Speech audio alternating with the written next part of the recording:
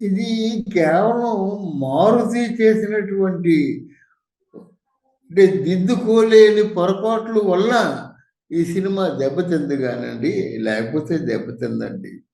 But మీరు collections గమనించినట్టయితే మనకి కలెక్షన్స్ బాగానే ఉన్నాయి. ఈ రోజు ఈ 200 కోట్ల కలెక్షన్స్ అంటే మరి ఇంకొక 100 కోట్లు ఈజీగా వస్తాయన్నమాట. అంటే నష్టం వీళ్ళు అనుకున్నట్టుగా 300 కోట్లు 400 కోట్లు నష్టం మాత్రం రాదు. కానీ ఇంకా కలెక్షన్ వచ్చేందుకు అవకాశం ఉంది. ఇప్పుడు ఈ సినిమాలు రిలీజ్ అయిన సినిమాలు కొంచెం అసంతృప్తిగా ఉన్న తర్వాత మళ్ళీ రాజాసాబ్ సినిమాకి వెళ్తున్నారు. ఆ రాజాసాబ్ సినిమా చూస్తున్నారు. అక్కడ ప్రభాస్ తాలూకు ఫ్యాన్స్ తాలూకు బాధ ఏంటంటే, అరే ఇంత రొమాంటిక్ కటౌట్ని పెట్టుకొని, కటౌట్ అంటాడు కదా మారుతి, ఇంత మంచి కటౌట్ని పెట్టుకొని రొమాంటిక్ మంచి బ్యూటిఫుల్ సాంగ్స్, మ్యూజిక్ పరమ దరిద్రం, ఎందుకు ఇలా చేశాడనే బాధ.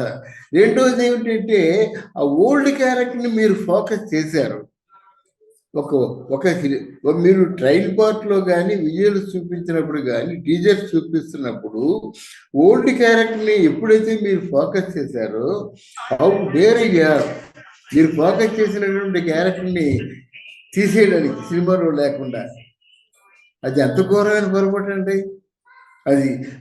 మూడోది ఏంటంటే ఆయన మరి ఎందుకో ఆయన ఫేస్ చేస్తున్న ప్రాబ్లమ్స్కి కొంచెం గా సమాధానం చెబుదాం అనుకొని ఏం చెప్పాడు, ఈ సినిమాలో ఏ ఒక్క అంశం అయినా సరే మీకు నచ్చకపోయినట్టయితే నా అడ్రస్ మీకు ఇస్తాను, నేను రండి అని చెప్పాడు. నాకు తెలిసి సినిమా చరిత్రలో ఎవరు అలా చెప్పలేదు, ఎవరు అలా చెప్పరు కూడా, ఎవరు మాట. అందువల్ల ఇది ఆయన తాలూకు యారగెన్సీ వల్ల దెబ్బతిన్నది. తర్వాత కొంతమంది ఏంటంటే ప్రభాస్ మీద ఇష్టం ఉన్నప్పుడు కూడా మారుతి మాత్రం సరే మామూలు దెబ్బ కాదు, చౌ దెబ్బ కొట్టారు. లేకపోతే ఈ సినిమా, ఇంకోసారి చెప్తున్నాను, ఈ cinema this is not that much bad cinema. అంత ఆడిపోసుకునే సినిమా మాత్రం రాజాసాబ్ కాదు. రాజాసాబ్కు ఉన్నటువంటి అభిమానులు ఎలాంటి వాళ్ళంటే ఒక్కొక్కరు 50 టికెట్లు తీసేసి ఓ 10 రోజులు ఆడించగలరు అన్నమాట. అటువంటి అభిమానులు ఉన్నారు. ఇక్కడ ఆ రాజాసాబ్ థియేటర్ల దగ్గర వాళ్ళు చేస్తున్నటువంటి టీ సప్లై చేయడం కానీ, లేకపోతే మమ్మల్ని స్నాక్స్ సప్లై చేయడం కానీ, ఈ కేవలం వీళ్ళు రాజులే. ఈ అభ్యాస సంఘాలు ఉన్నాయంటే రాజులంటే ఎవరు, ఊరికి మోదుబరులు అన్నమాట, బాగా డబ్బు ఉన్నారు. అంటే వాళ్ళు డబ్బు వచ్చి పెట్టడానికి వెనకాడనమాట. అందువల్ల ఇంకా కూడా సినిమా చూస్తున్నారు. ఇప్పుడు ఇక్కడ తగరపోర్సులో, ఇక్కడ సప్తగిరిలో రాజాసాబ్ ఆడుతుంది, ఇప్పుడు జనాలు వస్తున్నారు. అది దానికి కారణం అదే ప్రభాస్ అనేసరికి ఇప్పుడు అలవరు ప్రపంచంలోనే ఒక గ్లోబల్ స్టార్ అయిన తర్వాత ఆయన్ని పట్టుకొని అంత నిర్లక్ష్యంగా లేదా చేతగానితనంగా హ్యాండిల్ చేయడం మంచిది కాదు కదా. హైప్ ఇచ్చేశారు, బ్రహ్మాండంగా హైప్ ఇచ్చారు, ఎక్కడికో వెళ్ళిపోతుంది అనుకున్నారు. మనం కూడా కంగారు పడిపోయి 500 కోట్లు లేదా 1000 కోట్లు అనేటువంటి భ్రమలో పడిపోయాం. ఆ భ్రమలో పడగొట్టారు అన్నమాట. కానీ తీరా చూస్తే సినిమా మొదటి రోజు ఎవరు ఊహించినంత బ్యాడ్ టాక్ తెచ్చుకుంది. అది అంత బ్యాడ్ టాక్ రావాల్సింది కాదు. ఇప్పుడు ఆలోచిస్తుంటే ఇది కావాలని చేశారా, కావాలనే సినిమాను పూర్తిగా పాతాలను తొక్కేశారా? కానీ అయినా సరే విజేత ఒక్కడే ప్రభాస్. ఆ ప్రభాస్ ఒక్కడి వల్లేనే ఇన్ని టికెట్లు దొరుకుతున్నాయన్నమాట. ఈ 200 కోట్లు కావచ్చు, రేపు 300 కోట్లు కావచ్చు, ఈ 300 కోట్లు కూడా వసూలు చేసిందంటే సినిమా వసూలు చేయలేదు, ప్రభాస్ వసూలు చేశాడు. ప్రభాస్ అభిమానులు కలెక్ట్ చేశారు. ఇది గంటబద్ధంగా చెప్పగలను. ఓకే సార్, మరి ఎంతవరకు వెళ్ళొచ్చు సార్ ఈ సినిమా కలెక్షన్స్, అంటే మీ అంచనా ప్రకారం?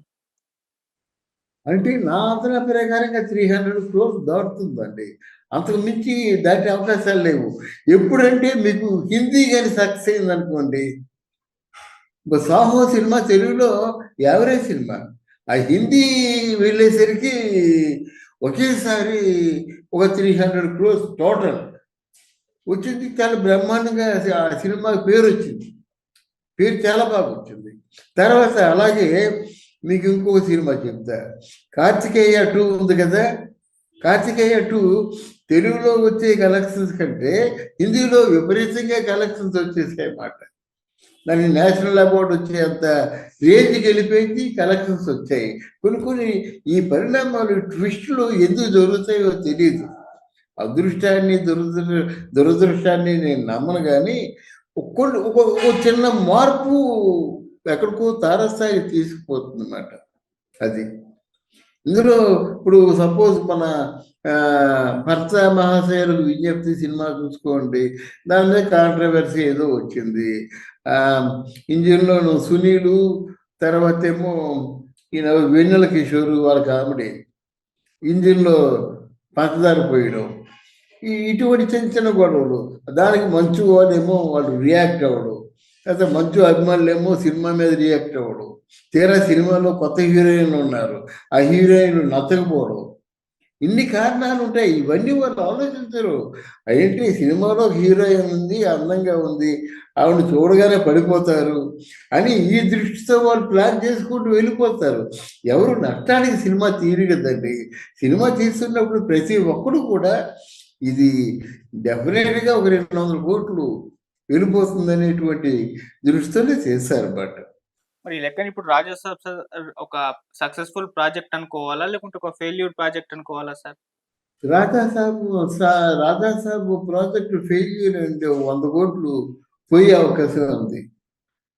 ఎందుకంటే అది రాదు. కలెక్షన్స్ అంటే ఈ ఈ ఈ 4 రోజులండి హడావిడి అంతాను. ఎంత ఎంత జనం ఏ సినిమాకి వెళ్ళినా ఈ 4 రోజులు చుట్టాలు ఇళ్లలో ఉన్నంత వరకు థియేటర్కి ఎక్కువ మంది జనం వస్తారు. చుట్టాలని సినిమాకి తీసుకెళ్ళాలి. ఒక్కొక్కడు నలుగురు వేసిన సినిమా, నలుగురు ఉంటే కానీ వాడు సినిమా బయలుదేరడు. ఇలాగా సినిమాల్లో హెవీ క్రౌడ్ వస్తుందంటే దానికి కారణం ఈ షాపులు కానివ్వండి, సినిమా హాల్ కానివ్వండి, వైన్ స్టోర్స్ కానివ్వండి, ఎక్కడికి వెళ్ళినా ఈ 4 రోజులే ఉంటుంది కలెక్షన్స్. విపరీతమైన కలెక్షన్స్ ఉంటాయి అన్నమాట. తర్వాత ఎవరు వస్తారు? తర్వాత రాజాసాబుని చూసేవారు ఎవరు? ప్రభాస్ ఫ్యాన్స్ అందరూ చూసేస్తూ ఉంటారు. ఇంకా చూడని వాళ్ళు ఎవరు లేరు. చూడని వాళ్ళు ఉంటే చూస్తారు. ఆ ప్రభాస్ ఫ్యాన్స్ అంటే ఆ సినిమా బాగులేకపోయినా సినిమా అంతా ప్రభాస్ చూసి ఇంటికి వచ్చేస్తారనమాట. కానీ వాళ్ళ ప్రశ్నకి సమాధానం దొరకదే. ఆ ముసలి క్యారెక్టర్ ఎందుకు తీసేస్తావు సినిమాలో లేకుండా? నువ్వెవడివి? అలాంటప్పుడు ఎందుకు చెప్పావు? అవును నిజమే. నిజంగా ముసలి క్యారెక్టర్ ఉన్నట్టయితే సినిమా చాలా బాగా హైలైట్ అయి ఉండేదేమో. ఎందుకు ఆలోచించలేదు? అంటే నువ్వు ఎలాగైనా పోవయ్యా. మా ప్రభాస్ గ్లోబల్ హీరో, ప్రపంచవ్యాప్తంగా పేరు గడించినటువంటి హీరో. ఆయన తాలూ కెరీర్ మీద మత్తు వేయడానికి నువ్వెవడివి? చాలా కోపంగా ఉన్నారు. మారుతి కనపడడం లేదు ఎక్కడ. అంటే పరిస్థితులు అలా వస్తాయన్నమాట. కనుక దీన్ని ఎంత వచ్చినా ఇంకో 100 కోట్లు అంతకంటే ఎక్కడ వస్తాయి కలెక్షన్స్? రావు, అవకాశం లేదు.